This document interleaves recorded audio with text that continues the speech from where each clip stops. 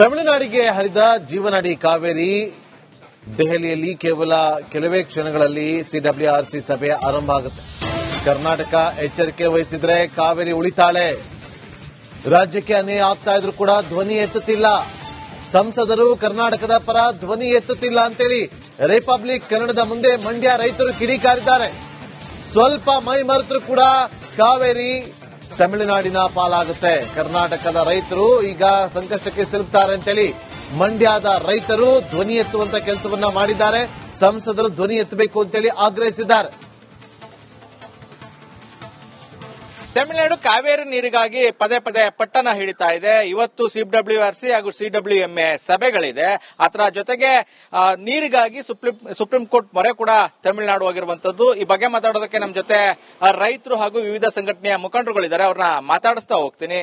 Sir, ಇವತ್ತು CWRC ಬೆಳಗ್ಗೆ ಸಭೆ ಇದೆ, ಮಧ್ಯಾಹ್ನ ಸಿಡಬ್ಲ್ಯೂಎಂಎ ಸಭೆ ಇದೆ. ಒಂದ್ ಕಡೆ ನೀರಿಗಾಗಿ ತಮಿಳುನಾಡು ಒತ್ತಡ ಆಗ್ತಾ ಇದೆ, ಏನ್ ಹೇಳ್ತೀರಿ? ಕರ್ನಾಟಕ ರಾಜ್ಯದಲ್ಲಿ ಇಂದು ದೆಹಲಿಯ ಮಹತ್ವದ ಸಭೆ, ಪ್ರಾಧಿಕಾರ ಮತ್ತು ಸಮಿತಿ, ಕಾವೇರಿ ನಿರ್ವಹಣಾ ಸಮಿತಿ ಪ್ರಾಧಿಕಾರಗಳ ಮಹತ್ವದ ಸಭೆ ಇದೆ.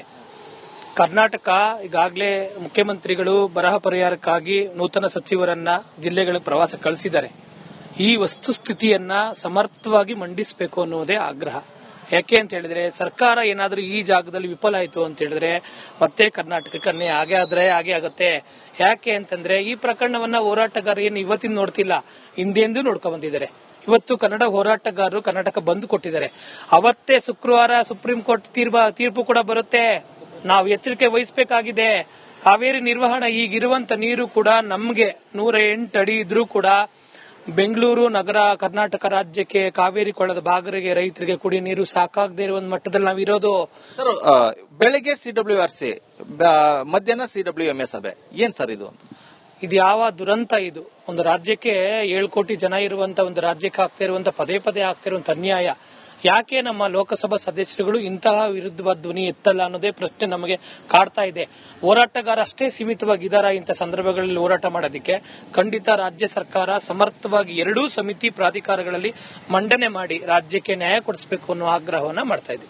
ಸರ್, ಒಂದ್ ಕಡೆ ಕಬಿನಿ ಜಲಾಶಯ ಭರ್ತಿಯಾದ ಬಳಿಕ ನೀರನ್ನ ಸಾಕಷ್ಟು ಪ್ರಮಾಣದಲ್ಲಿ ಬಿಡಲಾಗಿದೆ. ಅಂದ್ರೆ ಸಿಡಬ್ಲ್ಯೂಎಂಎ 4.5 ಟಿಎಂಸಿ ನೀರು ಬಿಡಕ್ಕೆ ಹೇಳಿತ್ತು, ಈಗಾಗಲೇ 7 ಟಿಎಂಸಿ ನೀರು ಬಿಡಲಾಗಿದೆ. ಅದ್ರ ಜೊತೆಗೆ ಇನ್ನೂ ಕೂಡ ನೀರು ಹೋಗ್ತಾ ಇದೆ. ಆದ್ರೂ ಕೂಡ ತಮಿಳುನಾಡು ನೀರು ಬಿಡ್ತಾ ಇಲ್ಲ. ಅದೇ ದುರಾಸೆ. ಎಷ್ಟಿದ್ರು ನೀರು ಬೇಕು ಅಂತ ಅನ್ಕೊಂಡು ಮಳೆ ಹೋದ್ರೆ ನಾವೇ ನೀರು ಕೊಡ್ತೀವಲ್ವಾ?